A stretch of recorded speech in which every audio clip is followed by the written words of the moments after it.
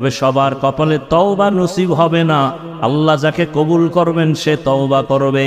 নবীজির মহব্বতে পড়িয়া কত চেষ্টা করলেন, আবু জাহালকে নবী দাওয়াত দিলেন, কালেমা জীবনে পড়ে নাই। আর ওমরের মতো বান্দা নবীকে জবাই করতে গিয়া কালেমাওয়ালা মুসলমান হয়ে গেল। এটাই প্রমাণ আল্লাহ যাকে কবুল করবেন সে হেদায়াত পাবে।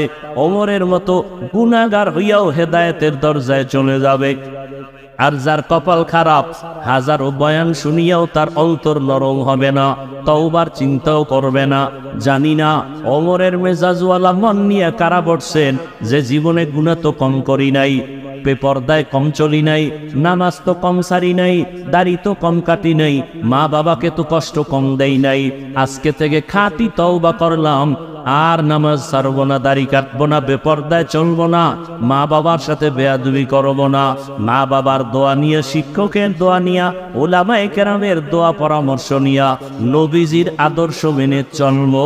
তওবা করার মতো যদি কারো অন্তর তৈরি হয়, মুনাফিকি যদি না থাকে, খাঁটি তওবার নিয়ত যাদের আছে, দুটো হাত আমার আল্লাহকে দেখাইয়া দাও। আয় আল্লাহ, আমাদের হাতগুলো কবুল করে নেন, তওবা কবুল করে নেন। তওবার উপরে মজবুত হইয়া চলার মতো আমাদের তৌফিক দান করেন, আমিন।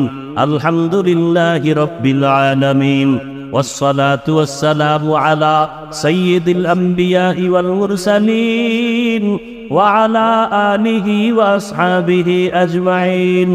ইয়া আরহামার রাহিমিন, ইয়া আরহামার রাহিমিন, ইয়া আরহামার রাহিমিন, ইয়া হাইয়্যু ইয়া হালিমু ইয়া আজিজু ইয়া কারীম, বিহাক